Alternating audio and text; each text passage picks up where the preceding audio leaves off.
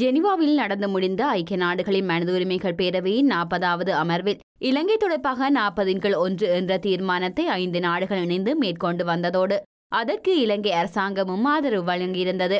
எனினும் ஜெனீவா அமர்வில் ஸ்ரீலங்கா அரசாங்கத்தின் சார்பில் உரையாற்றியிருந்த வெளிவிவகார அமைச்சர் திலக் மாரப்பன ஸ்ரீலங்காவிற்கு எதிரான குற்றச்சாட்டுகளை விசாரணை செய்வதற்கு சர்வதேச நீதிபதிகளை உள்வாங்குவதற்கு உள்நாட்டு அரசியலமைப்பில் இடமில்லை என்று தெரிவித்திருந்தார். இந்த நிலையில் இலங்கை அரசாங்கம் சார்பாக இம்முறை ஜெனீவா சென்ற குழுவில் இடம் பிடித்திருந்த நாடாளுமன்ற உறுப்பினர் சரத் அமுனுகம வெளிவிவகார அமைச்சு தொடர்பான விவாதத்தில் கலந்து கொண்டு இன்று உரை நிகழ்த்தினார். இதன்போது கருத்து வெளியிட்ட அவர் ஸ்ரீலங்கா தொடர்பாக இம்முறை ஜெனீவாவில் தீர்மானம் கொண்டு வந்த 5 நாடுகளும் தங்களது நாடுகளிலுள்ள புலம்பெயர் சமூகத்தினருடைய வாக்குகளை இலக்கு வைத்து அவர்களுடைய நிகழ்ச்சி நிரலுக்கு ஏற்பவே செயற்பட்டதாக குற்றம் சாட்டினார். இந்த நாட்டின் அரசியலமைப்பை மீறி எதனையும் அம்மால் செய்ய முடியாது. நாட்டில் சட்டம் ஒன்று உள்ளது. நிறைவேற்று அதிகாரம் நீதிமன்றம் நாடாளுமன்றம் என இருந்தாலும் அதிலும் அரசியலமைப்பே முதன்மை பெறுகின்றது.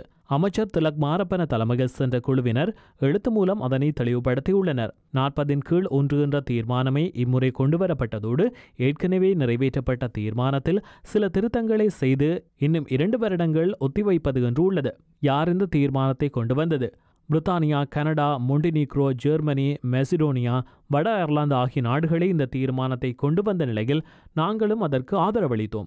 இந்த தீர்மானமானது வெளிநாட்டு கொள்கைகளையும் அதேபோல நாட்டையும் எதிர்காலத்தில் பாதிப்படைய செய்யும். பிரதான 3 நாடுகளான கனடா, பிரித்தானியா, ஜெர்மன் ஆகிய நாடுகள் தங்களுடைய நாடுகளில் சுயாதீன அரசாங்கமாக செயற்பட முடியுமா? அங்கு மிகப்பெரிய புலம்பெயர் சமூகங்கள் காணப்படுகின்றன. அந்த பிரிவினர் கூறுகின்ற யோசனையிலேயே அரசாங்கங்களும் நடனமாடுகின்றன. அவர்களும் தங்களுடைய வாக்கு வங்கிகளை அவதானித்தே செயற்படுகின்றார்கள்.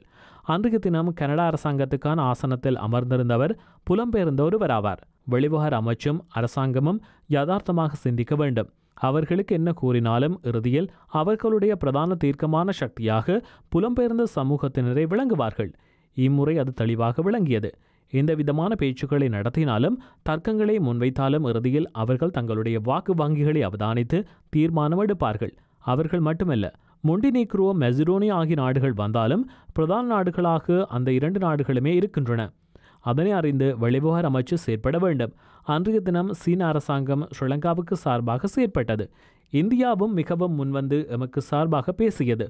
இந்திய தூதுவர் ராஜேஷ் சந்தர் ஸ்ரீலங்காவின் பணிகள் குறித்து மகிழ்ச்சி என்றும் 13வது திருத்தத்தை முழுமையாக அமுல்படுத்துமாறும் வலியுறுத்தியிருந்தார். அந்த நிலைப்பாடானது அரசாங்கத்துக்கு சவாலாக அமையாது. யுத்தம் இடம்பெற்று முடிந்து 10 வருடங்களாகின்ற போதிலும் ஒவ்வொரு வருடமும் ஜெனீவாவில் பிரச்சினைகள் தொடர்ந்த வண்ணமே இருப்பதாக தெரிவித்த நாடாளுமன்ற உறுப்பினர் சரத் அமுனுகம இதற்கு ஒரு முற்றுப்புள்ளி வைக்க வேண்டுமென்றும் வலியுறுத்தினார். போரில் உயிரிழந்த பொதுமக்களின் எண்ணிக்கை தொடர்பாக மனித உரிமைகள் ஆணையாளர் பொய்யான தகவலையே வெளியிட்டிருக்கின்றார். ஆணையாளரின் அறிவிப்பை நாங்கள் முற்றாக நிராகரிக்கின்றோம். அந்த எண்ணிக்கை அவ்வளவுமே பொய்யாகும். நவநீதம் பிள்ளை சென்றாலும் அவருடைய அதிகாரிகள் அனைவரும் அந்த அலுவலகத்தில் தொடர்ந்தும் இருக்கின்றார்கள். நாங்கள் அதனை அவதானித்தோம். முதல் முறையாக நாங்கள் முழு நாடுகளுடனும் பேசினோம். இதற்கு முன்னர் அப்படி கலந்துரையாடி இருக்கவில்லை.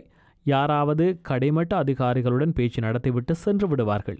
எனினும் இம்முறை பேச்சு நடத்துவதாக மாரப்பனவன் நானும் முடிவெடுத்து சென்றபோது அங்கு அனைவருமே நவநீதம் பிள்ளையின் அதிகாரிகளாக இருந்தார்கள்.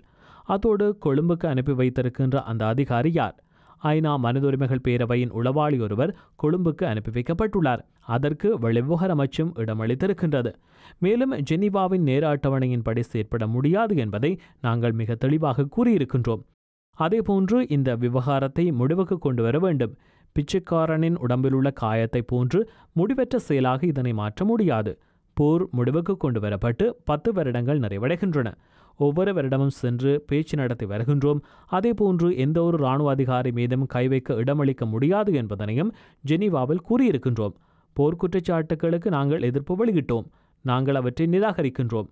நினைத்தபடி ஒவ்வொருவருக்கும் போர்க்குற்றச்சாட்டை முன்வைக்க முடியாது. உள்நாட்டில் இடம்பெற்ற படுகொலைகள் குறித்து நாட்டின் சட்டத்துக்கு அமைய நடவடிக்கை எடுக்கப்படுகின்றது.